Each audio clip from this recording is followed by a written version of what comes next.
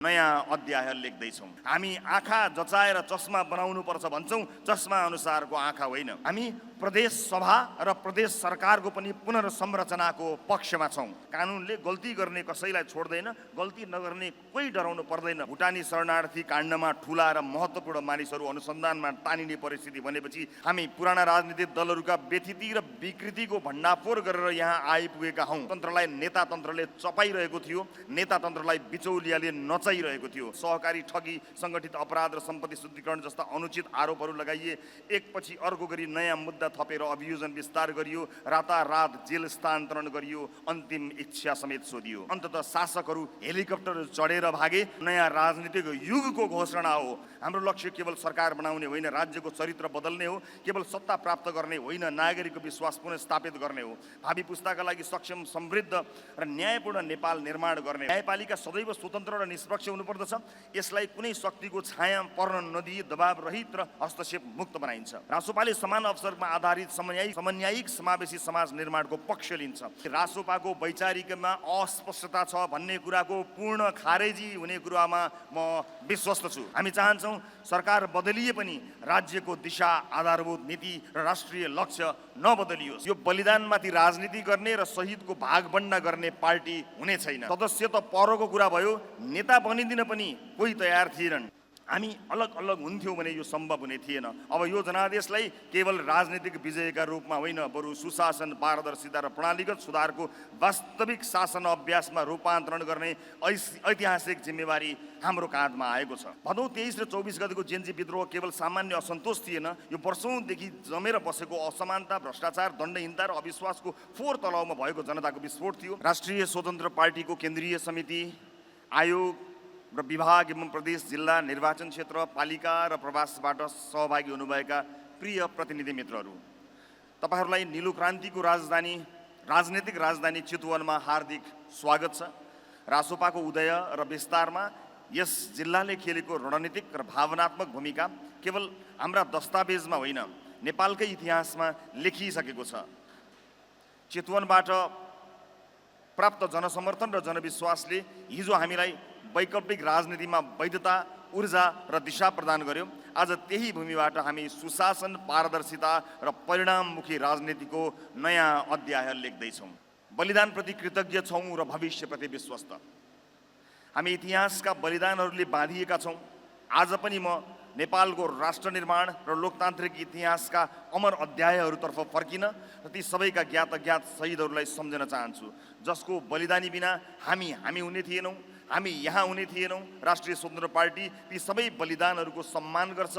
ती सबै शहीदहरूप्रति, ती सबै आन्दोलनकारीहरूप्रति कृतज्ञता व्यक्त गर्दछ, जसले आफ्नो जीवनको कुनै न कुनै हिस्सा राष्ट्रका लागि समर्पित गरे।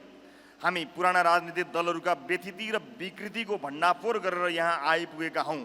तर इतिहासलाई मेटाउने, विकृत गर्ने वा राजनीतिक स्वार्थका लागि अपमान गर्ने अकृतज्ञतालाई रासोपामा कुनै स्थान हुने छैन। यो बलिदानमाथि राजनीति गर्ने र शहीदको भागबण्डा गर्ने पार्टी हुने छैन। कसैले श्रेय पाउँछ भनेर 1 शताब्दीभन्दा लामो निरङ्कुश शासन विरुद्ध आवाज उठाएको 2007 सालको क्रान्ति हाम्रा लागि कम पवित्र छैन। उपलब्धिको जसुकैले पाए पनि 46 सालको आन्दोलनप्रति हामीलाई सम्मान र गर्व छ। 62-63 को आन्दोलन र त्यसका सार्थक उपलब्धिको रक्षा गर्दै बलिदानको अवमूल्यन हुन दिने छैनौँ। महिला, दलित, मधेसी, जनजाति, आदिवासी आन्दोलनहरूको बलिदान र समावेशितामा त्यसको ऐतिहासिक योगदान धेरै पुरानो पनि भएको छैन। हामी इतिहासका कृतज्ञ उत्तराधिकारी हुन चाहन्छौँ। केही महिना अघि मात्र युवा आह्वानमा भएको ऐतिहासिक जेन्जी विद्रोहको चेतना र ऊर्जा समेत हाम्रो आगामी यात्राको मार्गदर्शक बन्नेछ। आजको उपलब्धि, चेतना र परिवर्तनको आधार तयार गरेका हिजोका त्याग, सङ्घर्ष र योगदानलाई उच्च सम्मान गर्दै हामी यो सङ्कल्प गर्दछौँ कि कुनै बलिदान खेर जाने छैन। भविष्यले न्याय, सुशासन, समावेशिता र समृद्धि पर्खेको छ। हामी देशलाई त्यहाँ पुर्याउँछौँ।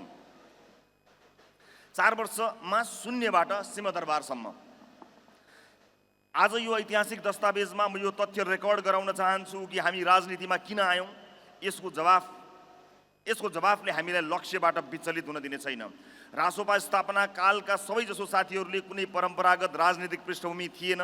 हामीहरू सञ्चार कर्म लगायत विभिन्न पेसा क्षेत्र र समाजका विभिन्न तहमा सक्रिय थियौँ, जहाँबाट राज्यलाई प्रश्न गर्न, झकझक्याउन र सुधारका लागि दबाव सिर्जना गर्न सकिन्छ भन्ने विश्वास थियो। तर समयसँगै हामीले थाहा पायौँ राज्य संरचना न सुन्न चाहने ठाउँमा छ न सुन्न सक्ने।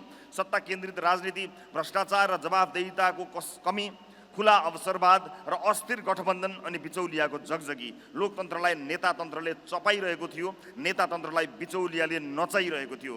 हामीले सोच्यौँ परिवर्तनलाई बाहिरबाट होइन भित्रै प्रवेश गरेर सम्भव बनाउनुपर्छ। त्यसैले हामीले प्रणालीभित्रै प्रवेश गरी त्यसलाई सुधार्ने, पुनः संरचना गर्ने र क्रमशः सफा गर्ने विकल्प रोज्यौँ। छोटै सही नयाँ शक्तिको प्रयास र विवेकशील अभियानको नागरिक केन्द्रित हस्तक्षेपले राजनीतिलाई तरङ्गित त पारे तर बदल्न सकेनन्। तर दलहरूको अपराजेय मानिएको सिन्डिकेटलाई हराएर काठमाडौँ महानगरपालिकाको मेयरमा बालेन्द्र शाहले विजय गरेर देखाउनु भयो परम्परागत दलहरूप्रति जनता अब विद्रोहका लागि तयार छन् भन्ने कुरा स्थापित गर्नुभयो। तर सजिलो भने भएन।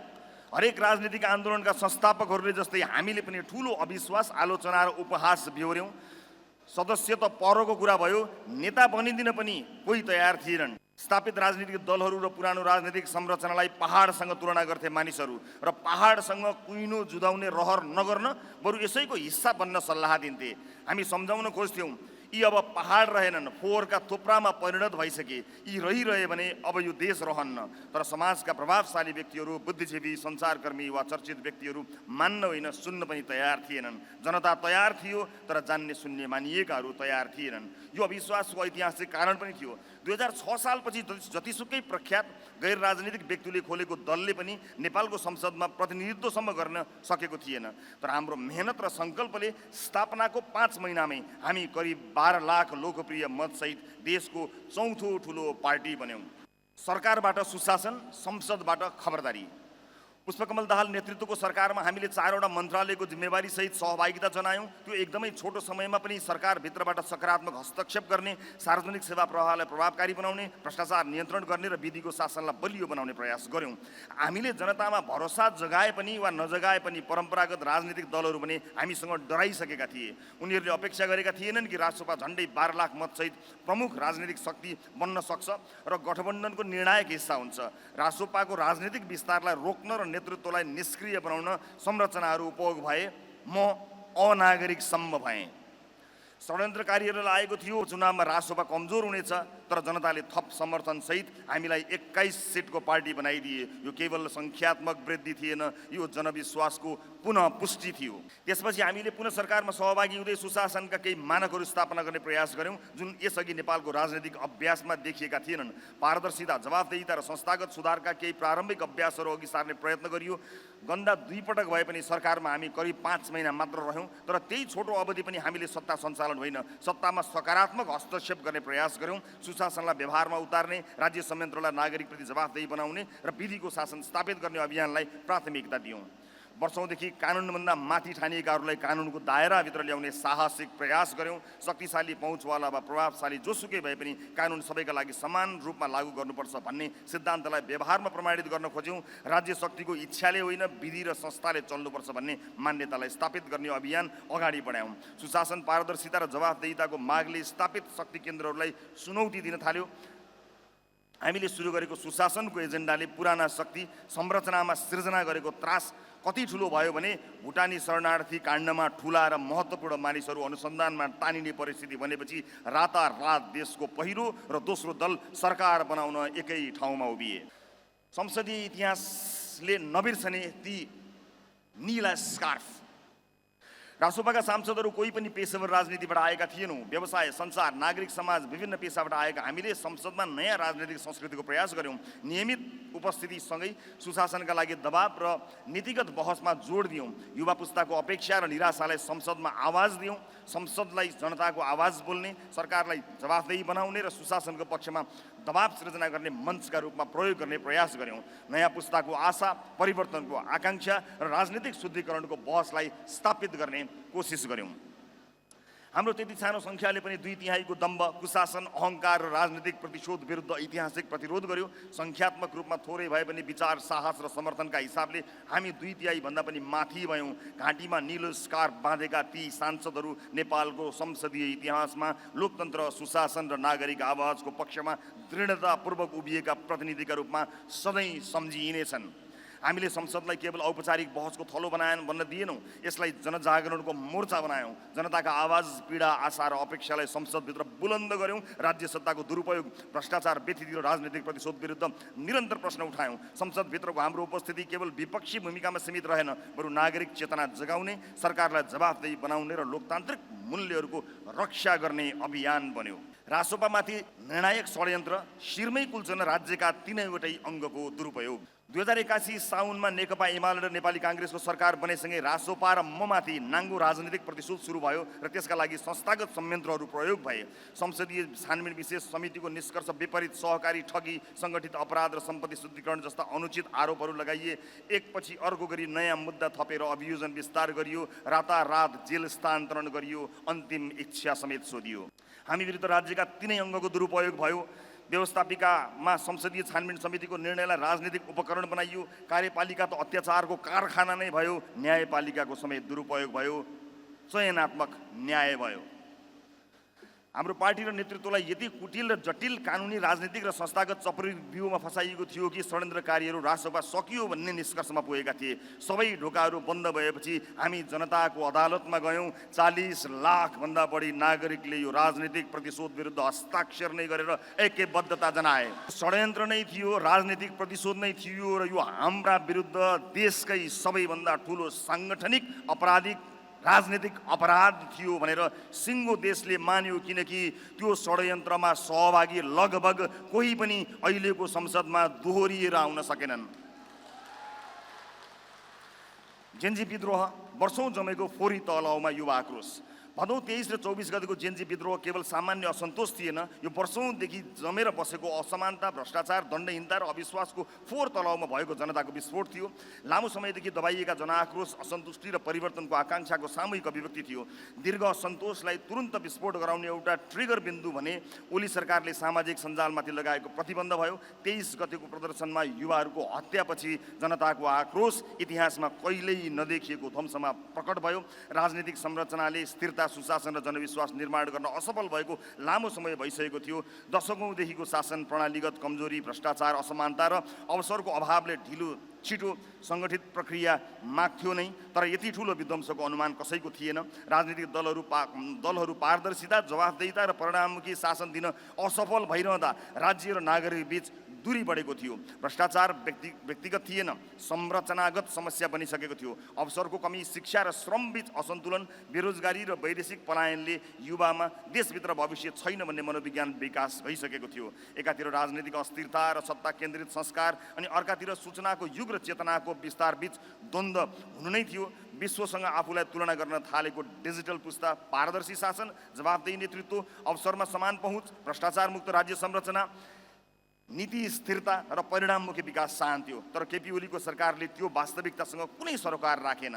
नेकपा एमाले र नेपाली काङ्ग्रेसको गठबन्धन सरकारसँग संसदमा करिब 2/3 बहुमत थियो। यो शक्तिलाई सरकारले आत्मविश्वास होइन, अहङ्कारका लागि प्रयोग गर्यो। जनताका भावना, युवा पुस्ताका आकाङ्क्षा र समाजमा विकसित भइरहेको नयाँ राजनीतिक चेतनालाई बुझ्न होइन, होच्याउन र नियन्त्रण गर्न खोज्यो। दशकौँदेखि स्थिर नीति र जवाफदेही नेतृत्वको अभाव, शासकीय असक्षमता, भ्रष्टाचार र दण्डहीनताले थुप्रिएको जनताको आक्रोशलाई ओली सरकारको कुशासनले ज्यामितीय गतिमा बढायो। हामी माथिको राजनीतिक प्रतिशोध विरुद्ध 40 लाख भन्दा बढी नेपालीले हस्ताक्षर गरे।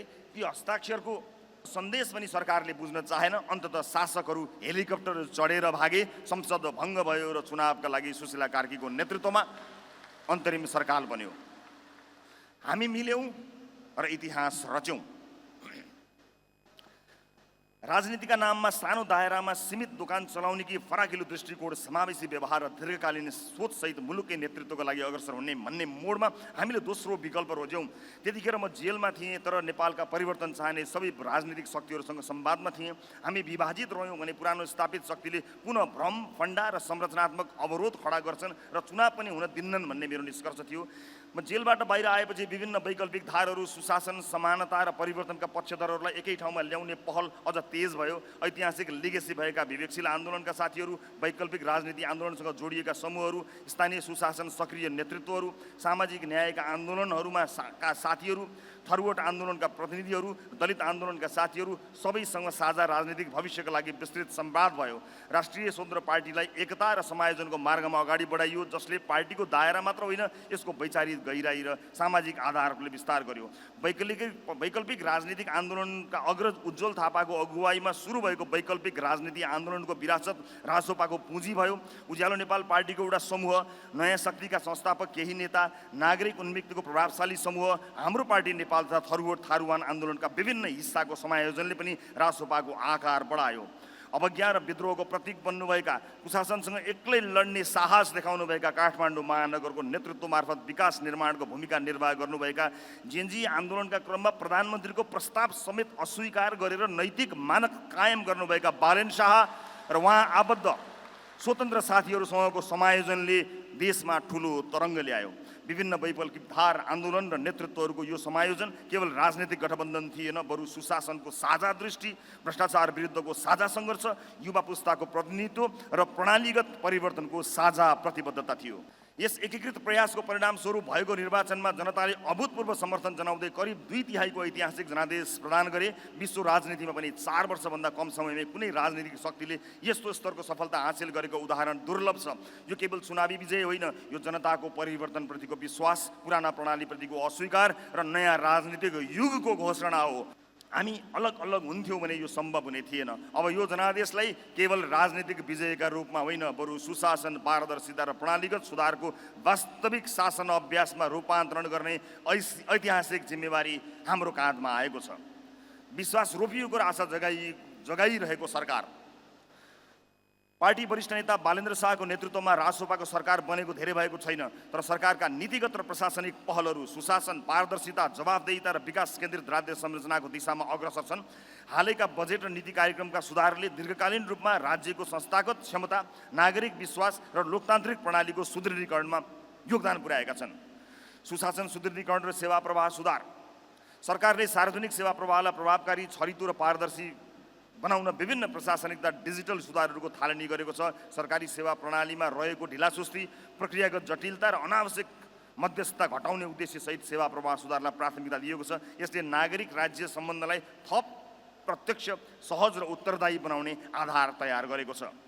दण्डहीनताको अन्त्य र कानुनी शासन, जेएनजी आन्दोलनका क्रममा भएका घटनामा संलग्न व्यक्तिहरूलाई कानुनी दायरामा ल्याउने प्रक्रिया अगाडि बढाइएको छ। राज्यमा विद्यमान दण्डहीनताको संस्कृतिलाई अन्त्य गर्ने र कानुन सबैका लागि समान हुन्छ भन्ने सिद्धान्तलाई व्यवहारमा लागू गर्ने सरकारको यो कदमले न्यायप्रतिको जनअपेक्षा सम्बोधन गरेको छ।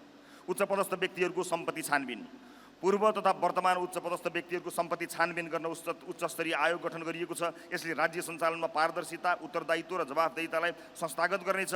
यसले दीर्घकालीन रूपमा भ्रष्टाचार नियन्त्रण र सार्वजनिक विश्वास पुनर्स्थापनाको आधार तयार गर्नेछ। संविधान संशोधन र नीतिगत परामर्श, संविधान संशोधनका लागि सुझाव सङ्कलन गर्न कार्यदल गठन गरी सरोकारवालाहरूसँग परामर्श प्रक्रिया अगाडि बढाइएको छ। संविधानलाई समयानुकूल, व्यावहारिक र समावेशी बनाउन विविध राजनीतिक, सामाजिक र नागरिक दृष्टिकोण समेट्दै दीर्घकालीन संवैधानिक सुधारको आधार तयार गर्न सरकार कटिबद्ध रहेको देखिन्छ।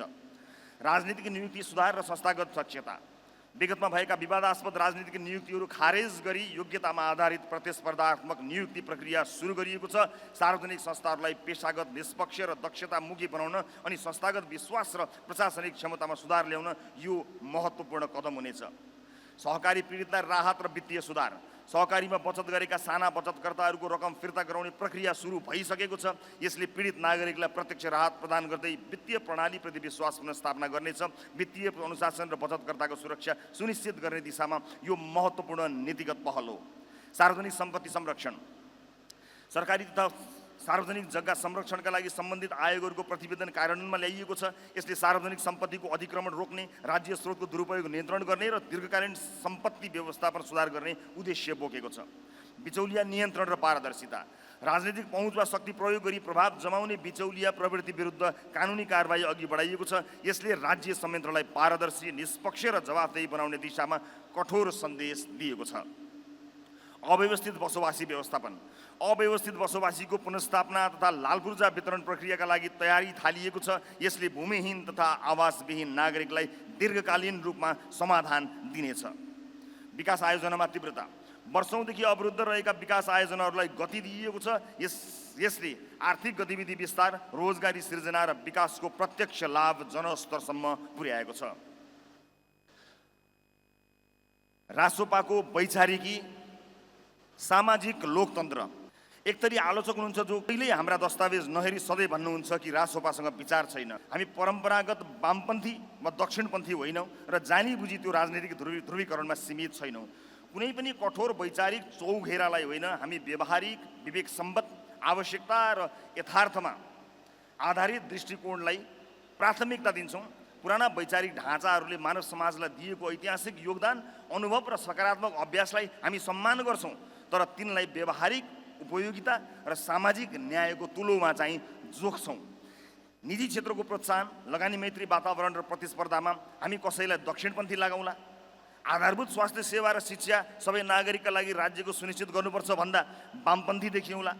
स्टार्टअप, निजी उद्यम र बजार स्वतन्त्रतालाई प्रोत्साहनले हामीलाई नदेखाएको वामपन्थी श्रमिक अधिकार, न्यूनतम ज्याला र सामाजिक सुरक्षा ग्यारेन्टीले देखाउला? हामी राज्य, समाज र अर्थतन्त्रलाई कुनै एकल वैचारिक ढाँचाबाट होइन, मिश्रित, सन्तुलित र परिस्थिति अनुकूल दृष्टिकोणबाट अगाडि बढाउनुपर्छ भन्ने मान्यता राख्छौँ। हामी आँखा जचाएर चस्मा बनाउनुपर्छ भन्छौँ, चस्मा अनुसारको आँखा होइन।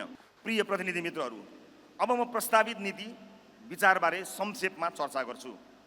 स्थापनाको घोषणा गर्दा हामीले संवैधानिक समाजवादलाई पार्टीको सिद्धान्त बनाउने निधो गरेका थियौँ र घोषणापत्रमा भनिएको थियो विधिको शासन मार्फत नेपालको संविधानले परिकल्पना गरे अनुसारको समाज स्थापना गर्नु नै संवैधानिक समाजवाद हो। जलेश्वर बैठकले पारित गरेको प्रस्तावनामा शान्तिपूर्ण मार्गबाट नै समाजवादका प्रधान लक्ष्यहरू संविधानमा निर्दिष्ट गरी तदानुकूल राष्ट्रिय नीति तथा कार्यक्रमका आधारमा राज्य सञ्चालनको अठोटलाई संवैधानिक समाजवादको रूपमा व्याख्या गर्दै अप्रिय ऐतिहासिक विरासतका रूपमा विद्यमान लैङ्गिक, जातीय, वर्गीय, क्षेत्रीय लगायत सबै प्रकारका संरचनात्मक विभेद विरुद्ध निर्णायक सम्बोधन गर्न अवसरहरूको न्यायिक वितरण, पहुँच र उपयोगमा जोड दिइनेछ भनिएको थियो। रासोपाका हालसम्म जे जति दस्तावेज आए तिनमा संवैधानिक समाजवादको प्रष्ट व्याख्या गरिएको थिएन, सिद्धान्तका रूपमा मात्रै स्वीकारिएको थियो। तर यसबारे केही जायज प्रश्नहरू थिए। संविधान स्वीकार सहित त्यसभित्र रहेर गतिविधि गर्नु मात्रै संवैधानिक संविधानवाद हो या यसको छुट्टै नीति, योजना र कार्यक्रम हुन्छ? संविधानमा समाजवाद लेखिएकै भरमा यही प्रणालीबाट समाजवादमा पुग्न सकिन्छ कि सकिँदैन? सकिन्छ भने कसरी, सकिन्न भने किन? संविधान तत्कालीन राजनीतिक शक्तिहरू बीचको सम्झौताको दस्तावेज हो जसमा पर्याप्त संशोधनका मागहरू उठिरहेका छन्। अर्थात् जनचाहनाको दृष्टिकोणले संविधानले सधैँ पूर्णता माग्दछ। संशोधनका गुन्जायसहरू हरेक 5-10 वर्षमा देखा परिहाल्छन्। यसरी समय समयमा संशोधन गर्न अपरिहार्य हुने दस्तावेजलाई वादकै रूपमा स्वीकार गर्दा कसरी लक्ष्यमा पुगिएला? यी जायज प्रश्नहरूबाट प्रष्ट जवाफ खोजिरहँदा आज हामी संविधानलाई नै वाद वा सिद्धान्तका रूपमा अङ्गीकार गर्न उपयुक्त नहुने निष्कर्षमा पुगेका छौँ। यसको अर्थ संविधानप्रतिको अस्वीकार्यता कदापि होइन।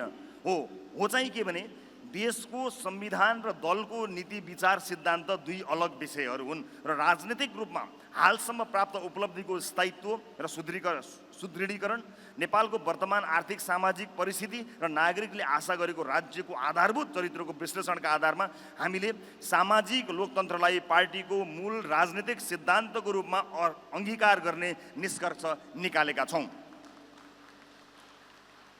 प्रिय प्रतिनिधि मित्रहरू, हामी लोकतान्त्रिक मूल्य, प्रतिस्पर्धात्मक अर्थतन्त्र, बलिया संस्था, उत्तरदायी शासन र सामाजिक र समावेशी समाजलाई एकअर्काका पूरक मान्छौँ। हाम्रो लक्ष्य केवल सरकार बनाउने होइन, राज्यको चरित्र बदल्ने हो।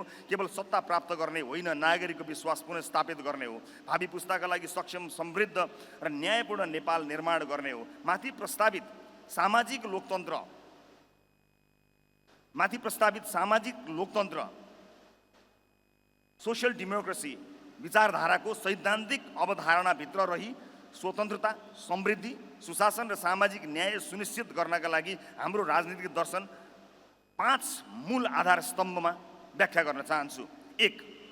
प्रतिस्पर्धात्मक उदार अर्थतन्त्र, कम्पिटिटिभ लिबरल इकोनोमी। गरिबीको गरिबीको वितरणबाट होइन, समृद्धिको सृजनाबाट मात्र राष्ट्र धनी बन्छ। आर्थिक विकासको मुख्य स्रोत राज्य होइन, नागरिकको सृजनशीलता, श्रम, पुँजी, ज्ञान र उद्यमशीलता हो। राष्ट्रपा यस्तो अर्थतन्त्र निर्माण गर्न चाहन्छ जहाँ राज्यले निष्पक्ष नियम बनाओस्, प्रतिस्पर्धा सुनिश्चित गरोस् र अवसरको ढोका, तर व्यापार र उत्पादन नागरिक तथा निजी क्षेत्रले गरोस्। हामी उद्यमशीलतालाई सम्मान, लगानीलाई सुरक्षा, नवप्रवर्तनलाई प्रोत्साहन र श्रमलाई प्रतिष्ठा दिने आर्थिक व्यवस्था निर्माण गर्न चाहन्छौँ। हाम्रो दृष्टिमा आर्थिक स्वतन्त्रता केवल व्यापारको विषय होइन, यो नागरिक स्वतन्त्रताको पनि महत्त्वपूर्ण आयाम हो।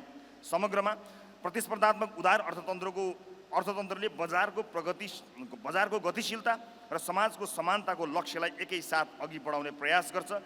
प्रतिस्पर्धात्मक उदार अर्थतन्त्रमा एक, मूल्य निर्धारण, उत्पादन र वितरण बजारका शक्तिहरूले निर्धारण गर्छन्, जसको दक्षता र नवप्रवर्तन बढाउँछ। आर्थिक गतिविधिबाट उत्पन्न असमानता घटाउन राज्यबाट कर, अनुदान र सामाजिक सुरक्षा कार्यक्रम सञ्चालन गरिन्छ।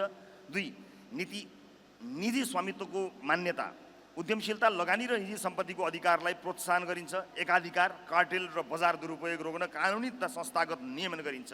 तीन, न्यूनतम पारिश्रमिक, सुरक्षित कार्य वातावरण र श्रम अधिकार सुनिश्चित गरिन्छ। आर्थिक स्थायित्व र दिगो विकास, मुद्रास्फीति नियन्त्रण, रोजगारी वृद्धि र दीर्घकालीन आर्थिक सन्तुलनमा ध्यान दिइन्छ। पाँच, राज्य र निजी क्षेत्रबीच सहकार्य मार्फत विकास परियोजना र सेवा प्रवाह अघि बढाइन्छ। आर्थिक वृद्धिलाई मात्र होइन, मानव जीवनको गुणस्तर सुधारलाई केन्द्रमा राखिन्छ।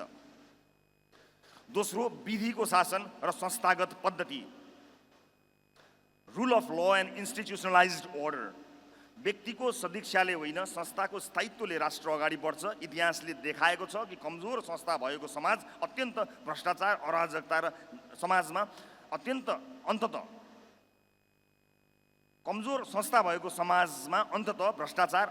र निराशा बढ्छ। नेपालमा संस्थाहरूलाई राजनीतिक दल, गुट वा व्यक्तिको प्रभावबाट मुक्त गर्न नसक्दा लोकतन्त्रप्रतिको जनविश्वास कमजोर भएको छ। राष्ट्रपाको विश्वास छ कि कानुन सबैका लागि समान हुनुपर्छ। न्याय, प्रशासन, सुरक्षा निकाय तथा संवैधानिक संस्थाहरूले राजनीतिक प्रभावभन्दा माथि उठेर काम गर्न सक्नुपर्छ। हामी विधिको शासनलाई केवल कानुनी अवधारणा होइन, सभ्य समाजको नैतिक आधार मान्छौँ। जब नागरिकले न्याय पाउने विश्वास गर्छ तब मात्र लोकतन्त्र बलियो हुन्छ, जसमा नेपालको संविधानले मौलिक हक र मानवाधिकारको ग्यारेन्टी गरेको छ। लोकतन्त्रका आधार स्तम्भको रूपमा रहेका मौलिक हक र मानवाधिकारलाई सुनिश्चित र सुरक्षित गरिनेछ। यी अधिकारहरू हनन हुन गए कानुनद्वारा उपचार गरिने सुनिश्चितता गरिन्छ। राज्यका उच्चतम पदमा आसीन व्यक्तिहरूदेखि आम सर्वसाधारण नागरिकसम्म कोही पनि कानुनभन्दा ठुला, कानुनभन्दा माथि हुँदैनन्। राज्यका निकायहरूलाई पूर्ण सक्षम बनाई स्वतन्त्र रूपमा अनुसन्धान र अभियोजनको सुनिश्चितता गरिन्छ। अधिकारप्राप्त व्यक्ति वा संस्थाले चयनमुखी अनुसन्धान अभियोजन गर्न पाउने छैन। अपराधको समान सजाय अवधारणा अन्तर्गत कानुनले गल्ती गर्ने कसैलाई छोड्दैन, गल्ती नगर्ने कोही डराउनु पर्दैन भन्ने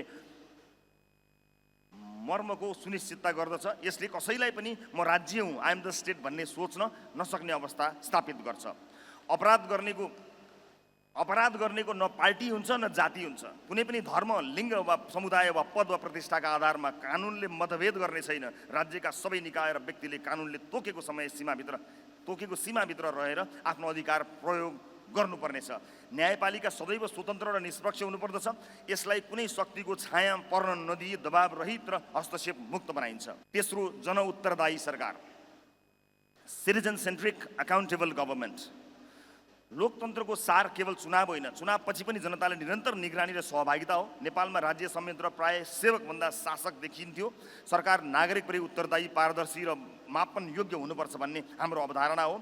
हरेक सार्वजनिक खर्च, हरेक नीति, हरेक निर्णय जनताले हेर्न, बुझ्न र मूल्याङ्कन गर्न पाउनुपर्छ। डिजिटल शासन, खुला सूचना, कार्य सम्पादन, मूल्याङ्कन र सार्वजनिक उत्तरदायित्व हाम्रो राजनीतिक संस्कृतिको अभिन्न अङ्ग हुनुपर्छ। नागरिक करदाता मात्र होइनन्, राज्यका वास्तविक मालिक हुन् भन्ने मान्यता नै जनउत्तरदायी शासनको आधार हो, जसमा जनस्तरबाट सार्वजनिक वृत्तमा उठेका प्रश्नको यथार्थपरक जवाफ र समाधान दिन सक्नु नै जनउत्तरदायी सरकारको वास्तविक पहिचान हो। सरकारका निर्णयलाई परिणामबाट नै सम्बोधन गर्दै औचित्य समेत पुष्टि गर्नुपर्दछ। जनगुनासो सुन्ने प्रभावकारी संयन्त्र अनिवार्य हुनुपर्छ। सरकारका नीति र नागरिकको समस्याबीच बलियो पुल बन्न सक्ने पारदर्शी संरचनाहरूले नै जनउत्तरदायी सरकारको परिचय दिन्छ।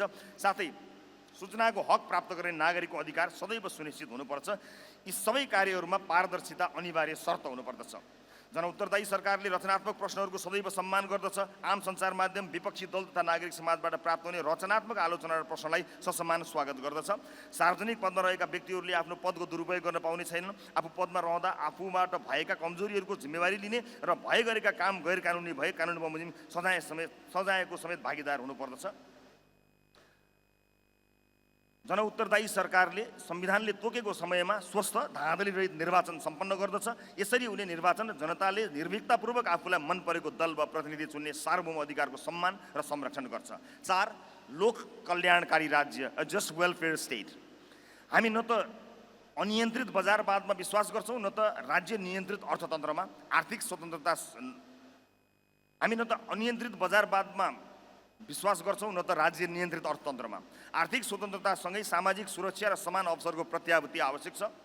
कुनै बालकको भविष्य उसको जन्मस्थान, जात, लिङ्ग वा पारिवारिक आयले निर्धारण गर्नु हुँदैन। शिक्षा, स्वास्थ्य, सुरक्षा र न्यूनतम सम्मानजनक जीवन नागरिकको अधिकार हो। रासोपाले लोक कल्याणकारी राज्यलाई दान वा कृपाको विषय मान्दैन। यो सामाजिक न्यायको आधार हो। राज्यले नागरिकलाई निर्भर बनाउने होइन, सक्षम बनाउने भूमिका खेल्नुपर्छ। त्यसैले हाम्रो कल्याणकारी अवधारणा उत्पादन, सिप, रोजगार र आत्मनिर्भरतासँग जोडिएको हुनेछ। लोक कल्याणकारी राज्यको मूल धारणा के हो भने राज्य केवल शान्ति र सुरक्षा कायम गर्ने निकाय मात्र होइन, नागरिकको शिक्षा, स्वास्थ्य, रोजगारी, सामाजिक सुरक्षा र न्यूनतम जीवनस्तर सुनिश्चित गर्ने जिम्मेवार संरचना पनि हो। यसका लागि सरकारले कर सङ्कलन गरी विभिन्न सामाजिक सुरक्षा कार्यक्रमहरू जस्तै बेरोजगारी भत्ता, वृद्ध अवस्था पेन्सन, निशुल्क वा सहुलियतपूर्ण स्वास्थ्य सेवा र शिक्षा सञ्चालन गर्छ।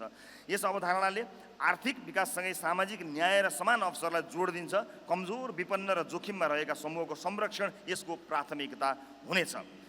आज विश्वका धेरै विकसित देशहरूमा लोक कल्याणकारी राज्य विभिन्न स्वरूपमा लागू छन्। यद्यपि यसको सफल कार्यान्वयनका लागि सन्तुलित कर प्रणाली, पारदर्शी शासन र आर्थिक स्रोतको दिगो व्यवस्थापन आवश्यक हुन्छ। समग्रमा लोक कल्याणकारी राज्यले नागरिकको गरिमा, सुरक्षा र अवसर सुनिश्चित गर्दै समावेशी र न्यायपूर्ण समाज निर्माण गर्ने लक्ष्य राख्छ। लोक कल्याणकारी राज्यमा शिक्षा, स्वास्थ्य, आवास, खाद्य सुरक्षा जस्ता न्यूनतम आवश्यकतामा राज्यको सक्रिय भूमिका हुन्छ। बेरोजगारी भत्ता, वृद्ध भत्ता, अपाङ्गता सहायता, पेन्सन जस्ता कार्यक्रम मार्फत जोखिममा रहेका नागरिकलाई संरक्षण गरिन्छ। धनी, गरिब, सहर, ग्रामीण वा विभिन्न वर्गबीच अवसर खाडल घटाउने नीति अपनाइन्छ। कर प्रणाली मार्फत धनीबाट बढी कर सङ्कलन विपन्न वर्गमा सामाजिक सेवा, धनीबाट सङ्कलन गरिएको कर विपन्न वर्गमा सामाजिक सेवामा विस्तार गरिन्छ। गुणस्तरीय र सुलभ सार्वजनिक सेवा उपलब्ध गराउन राज्यले ठुलो लगानी गर्छ। न्यूनतम ज्याला, सुरक्षित कार्य वातावरण र श्रमिकको अधिकार सुनिश्चित गरिन्छ।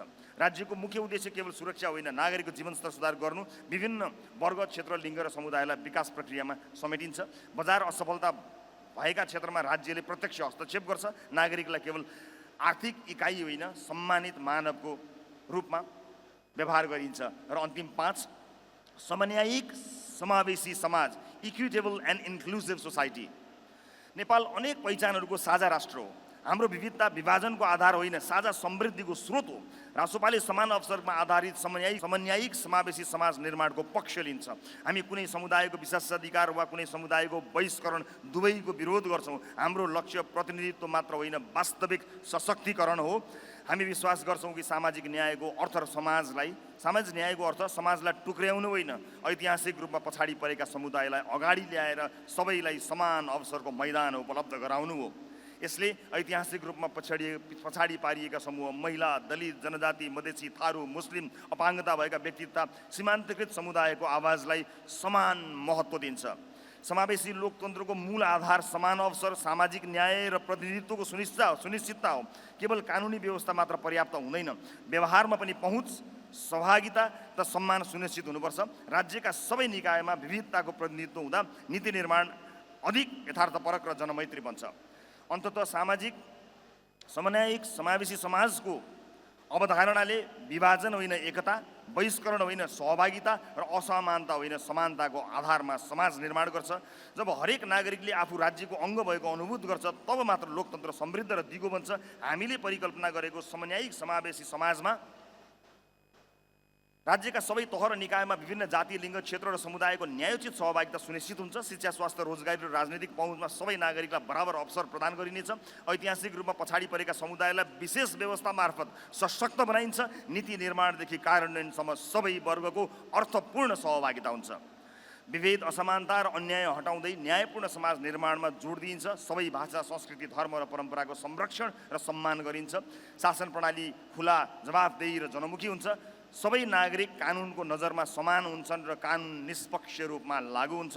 नीतिहरू विविध समुदायको आवश्यकता र यथार्थलाई समेटेर बनाइन्छन्। विविधता बीच सहअस्तित्व, सद्भाव र सहकार्यलाई प्रवर्धन गरिन्छ। यी विस्तृत व्याख्यासँगै रासोपाको वैचारिकमा अस्पष्टता छ भन्ने कुराको पूर्ण खारेजी हुने कुरामा म विश्वस्त छु।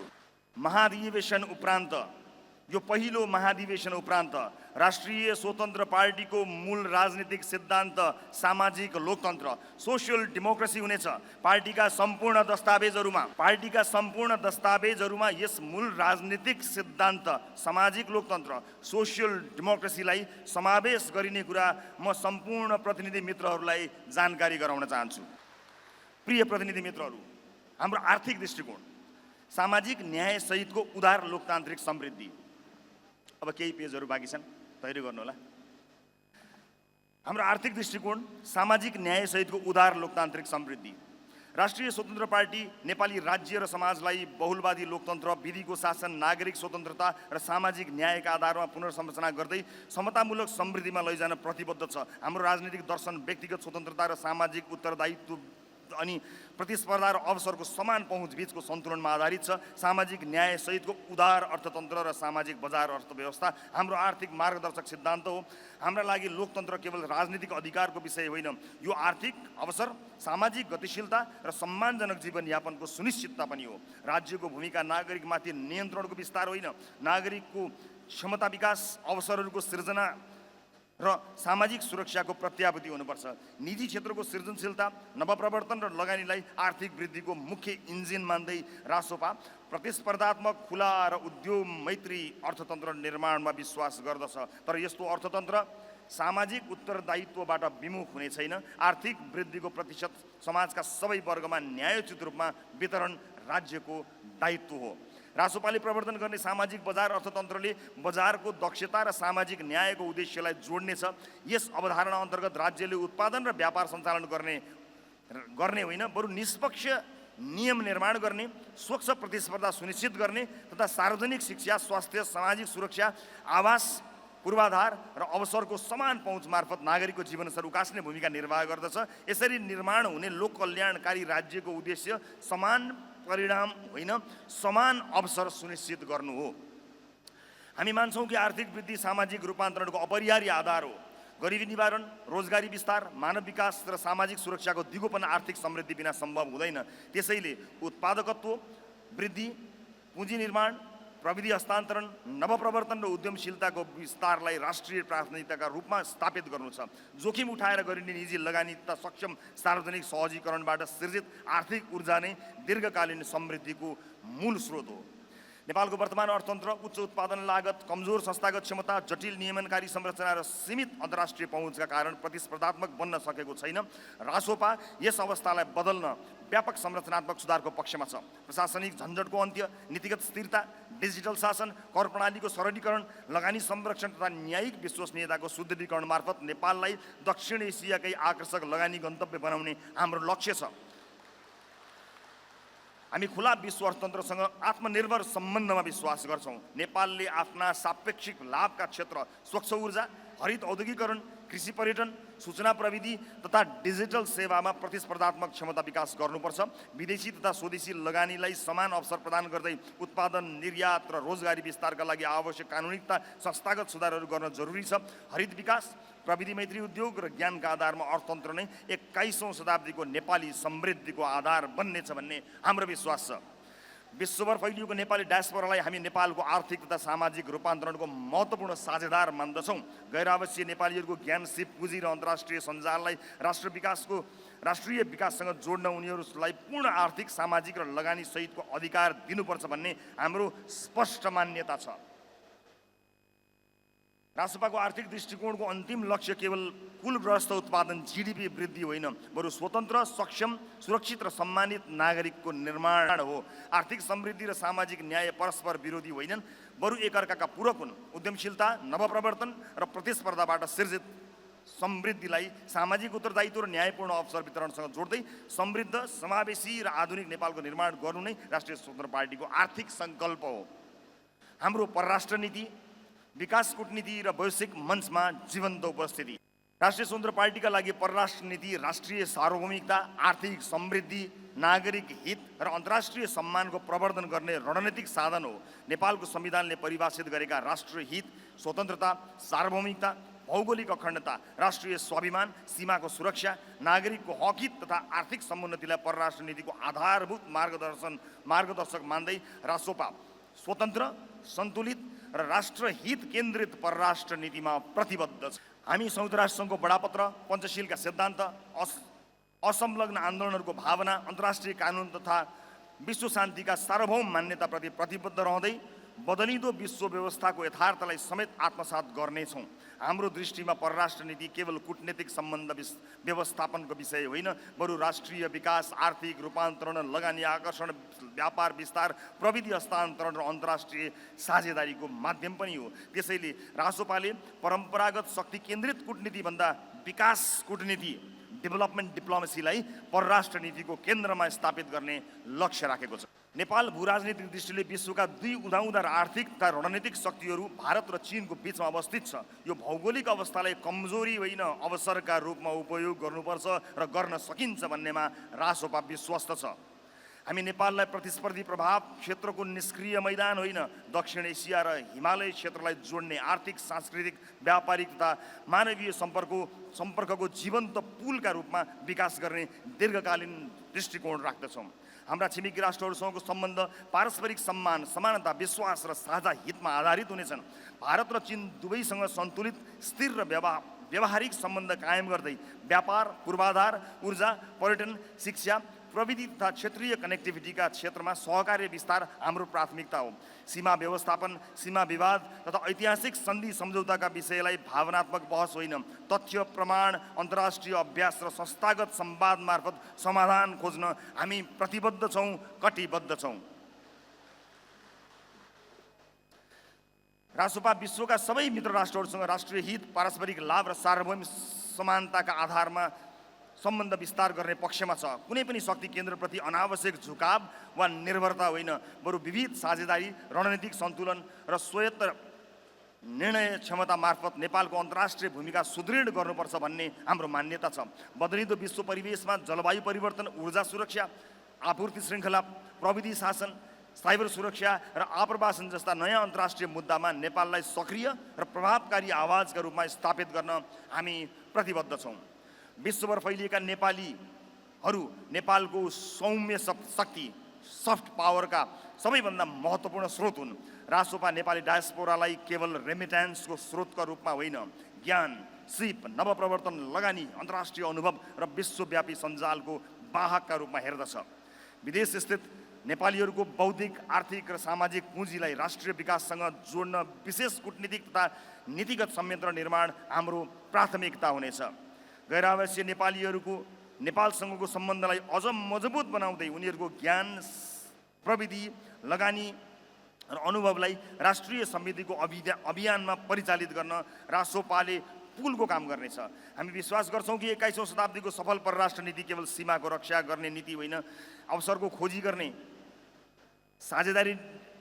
हामी विश्वास गर्छौँ कि 21औं शताब्दीको सफल परराष्ट्र नीति केवल सीमाको रक्षा गर्ने नीति मात्र होइन, अवसरको खोजी गर्ने, साझेदारी निर्माण गर्ने र विश्वमञ्चमा राष्ट्रको सम्मान तथा प्रभाव विस्तार गर्ने समेत नीति हो। त्यसैले रासोपाको परराष्ट्र नीति राष्ट्रिय स्वाभिमान र आर्थिक यथार्थवादको संयोजनमा आधारित हुनेछ, जहाँ सार्वभौमिकता सुरक्षित हुनेछ, राष्ट्रहित प्रवर्तित हुनेछ र नेपाल विश्व समुदायमा आत्मविश्वासी, सक्रिय तथा जीवन्त उपस्थितिका साथ उभिनेछ। हालैको मेरो भारत भ्रमण र परराष्ट्र मन्त्रीको भारत र चीन भ्रमणले हाम्रो सोच, प्राथमिकतालाई वैश्विक मञ्चमा देखाइ पनि सकेको छ। संविधान संशोधन हाम्रो फरक धारणा। 2072 सालमा हाम्रो संविधान लेखिँदा नै एक दशकपछि यसको कार्यान्वयनको समीक्षा र परिमार्जनको ढोका खोलिएको हो। आज हामी त्यही स्वाभाविक पुनरावलोकनको चरणमा आइपुगेका छौँ।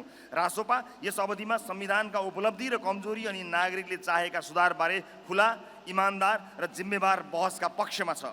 संविधानमाथि हाम्रा केही फरक धारणा छन् जुन हामीले पार्टी स्थापनादेखि नै राख्दै आएका छौँ। हामी स्थिर नेतृत्व र स्पष्ट जिम्मेवारी सहितको प्रत्यक्ष निर्वाचित कार्यकारीका पक्षमा छौँ।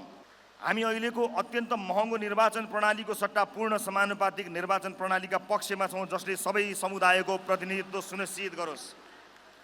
हामी अहिलेको राष्ट्रिय सभालाई गैर दलीय विशेषज्ञ सभा बनाउन र उपराष्ट्रपतिलाई सभाध्यक्ष बनाउने पक्षमा छौँ। त्यसै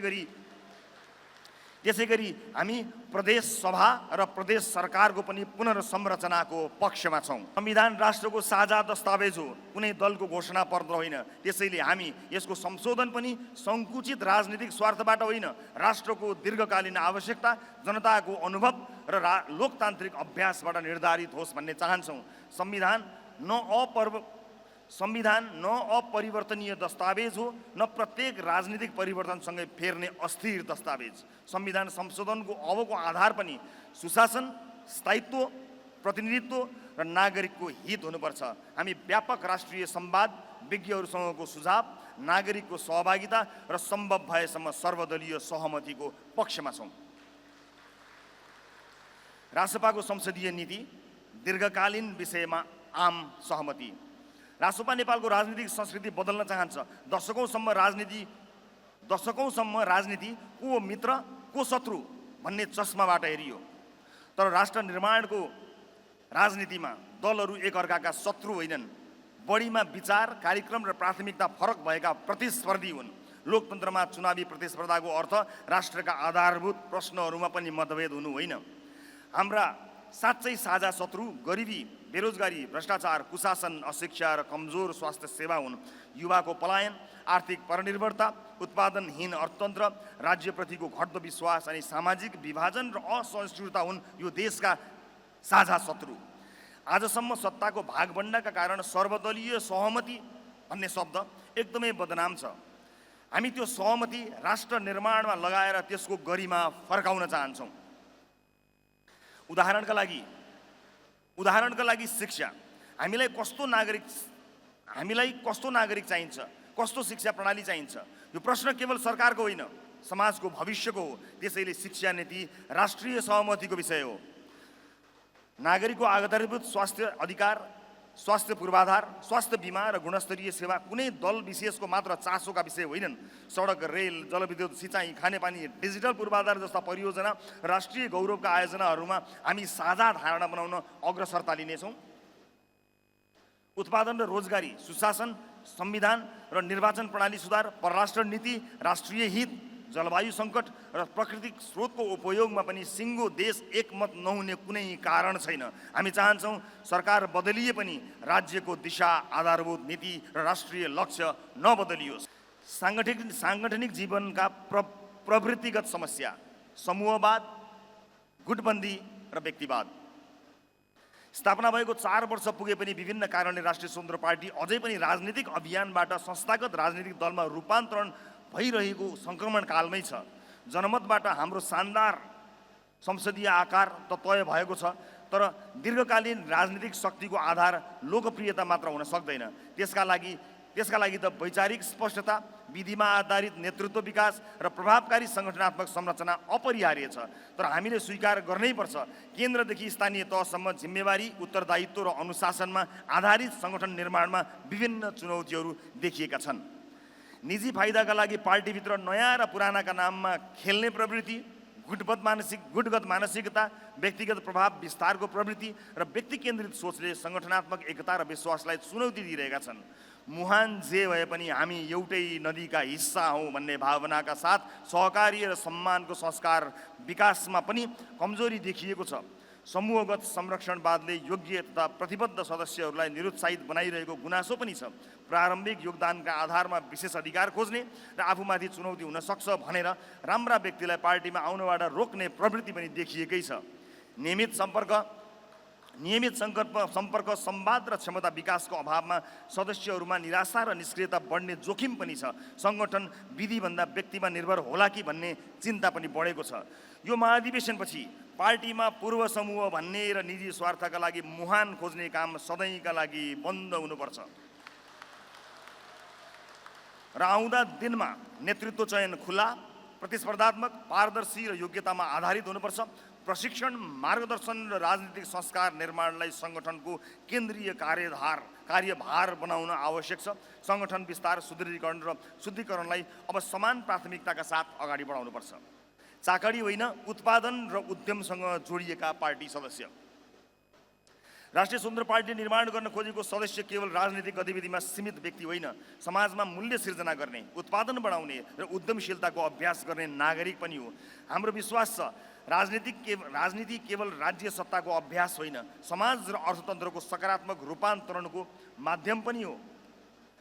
त्यसैले पार्टीका सदस्यहरूलाई उत्पादन, उद्यम, नवप्रवर्तन र आत्मनिर्भरतासँग जोड्ने विशेष अभियान सञ्चालन गरिनुपर्दछ। हरेक सदस्यको राजनीतिक योगदान जति महत्त्वपूर्ण छ, उत्पादनमूलक र उद्यमशील क्षेत्रमा उसको संलग्न पनि त्यतिकै महत्त्वपूर्ण हुनुपर्छ।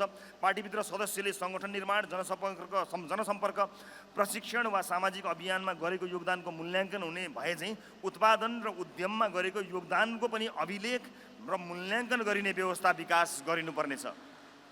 यसले सदस्यलाई अनुत्पादक राजनीतिक संस्कृतिबाट सृजनशील र आत्मनिर्भर संस्कृतितर्फ लैजान प्रेरित गर्नेछ। पार्टीले पनि सदस्यहरूलाई उद्यमशीलता र उत्पादनसँग जोड्न आवश्यक सहजीकरण गर्नेछ।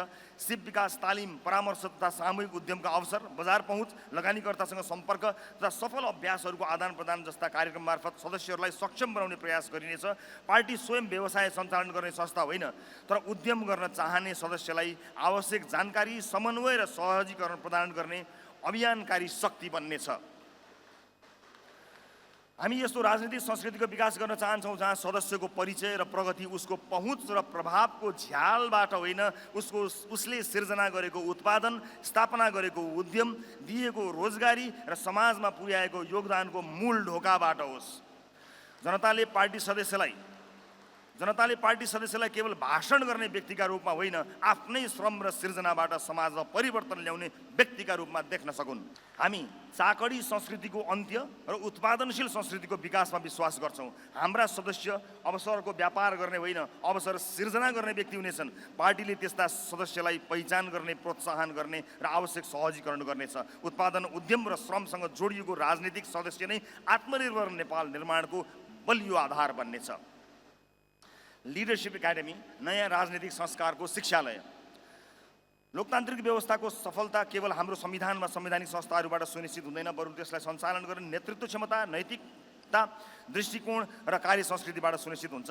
नेपालमा व्यवस्था परिवर्तनका अनेक उपलब्धि भए पनि सक्षम, उत्तरदायी र परिणाममुखी राजनीतिक नेतृत्व निर्माणमा अपेक्षित प्रगति हुन सकेन। यही तितोदार्थलाई स्वीकार गर्दै राष्ट्रिय स्वतन्त्र पार्टीले 2080 मङ्सिरमै जलेश्वर बैठकबाट लिडरसिप एकाडेमी स्थापना गर्ने नीति लिएको हो। लिडरसिप एकाडेमी पार्टीभित्र नेतृत्व विकास, राजनीतिक शिक्षा, व्यवस्थापकीय दक्षता तथा सुशासन सम्बन्धी ज्ञान र सिप अभिवृद्धि गर्ने संस्थागत केन्द्र हुनेछ। यसको उद्देश्य केवल उम्मेदवार उत्पादन गर्नु होइन, सार्वजनिक जीवनमा जिम्मेवारीपूर्वक काम गर्न सक्ने नैतिक, सक्षम र जनउत्तरदायी नेतृत्व तयार गर्नु हुनेछ। लिडरसिप एकाडेमीले छिट्टै कार्यविधि र पाठ्यक्रमका आधारमा सञ्चालन हुनेछ। सुशासन, सार्वजनिक प्रशासन, नीति निर्माण, नेतृत्व विकास, अर्थतन्त्र, कानुन र न्यायिक सेवा सम्बन्धी नियमित प्रशिक्षण हुनेछन्। चुनावी उम्मेदवार बन्न इच्छुक व्यक्तिहरूलाई क्यान्डिडेट क्लब तथा लिडरसिप एकाडेमी मार्फत प्रशिक्षण, मूल्याङ्कन र क्षमता विकास प्रक्रियामा सहभागी गराइनेछ। विषयविज्ञ, अनुभवी प्रशासक, शिक्षाविद तथा पेशागत नेतृत्वको सहभागितामा व्यावहारिक र सैद्धान्तिक अध्ययनको व्यवस्था गरिनेछ।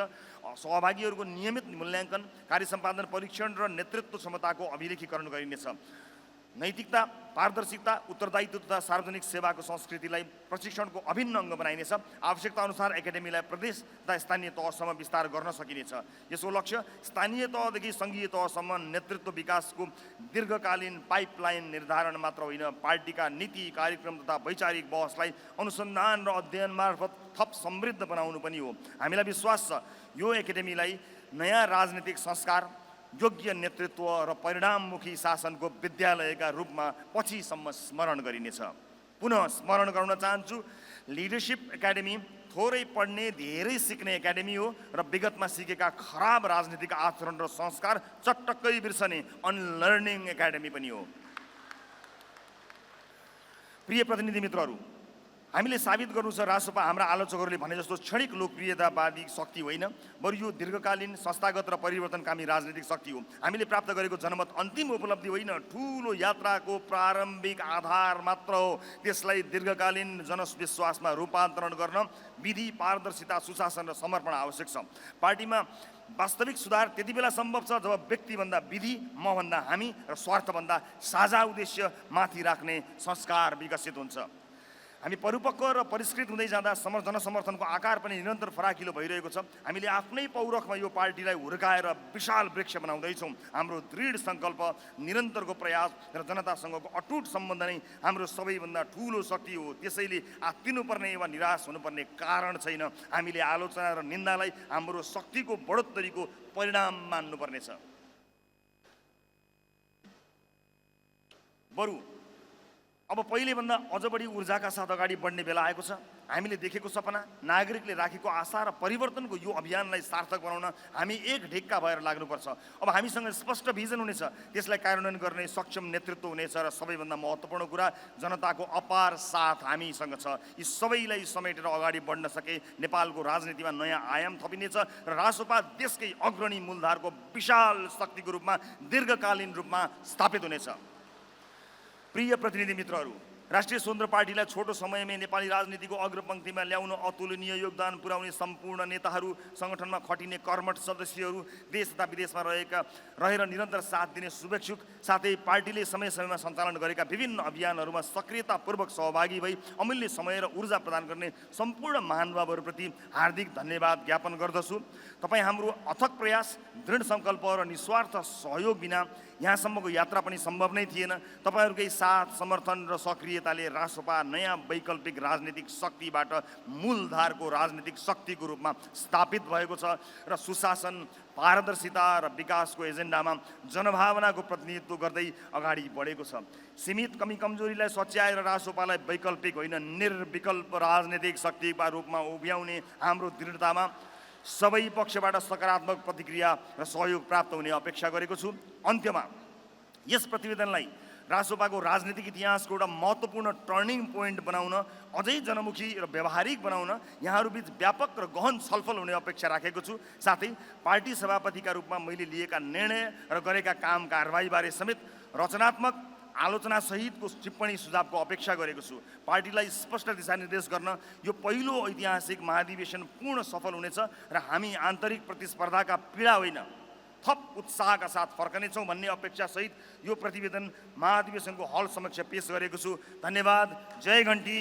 रवि लामिछाने, सभापति, प्रथम राष्ट्रिय महाधिवेशन, असार 9, 2083। उपस्थित प्रतिनिधि साथीहरू, आज राजनीतिक सहित विभिन्न प्रस्तावहरू प्रस्तुत भएका छन्। यी प्रस्तावहरूमा यहाँका रचनात्मक सुझावहरू समेटिने कुरा, यहाँले दिनुभएका महत्त्वपूर्ण सुझावहरू आगामी दिनमा पनि समेटिने कुरालाई विश्वस्त बनाउँदै, समेटिने कुरालाई विश्वस्त गराउँदै आज प्रस्तुत भएका सम्पूर्ण प्रतिवेदनहरूलाई स्वीकार गरिदिनु हुन, अनुमोदन गरिदिनु हुनको निमित्त म यो हल समक्ष प्रस्ताव गर्न चाहन्छु। राष्ट्रिय स्वतन्त्र पार्टी, राष्ट्रिय स्वतन्त्र पार्टी, राष्ट्रिय स्वतन्त्र पार्टी। हस्, नमस्ते। जय घन्टी।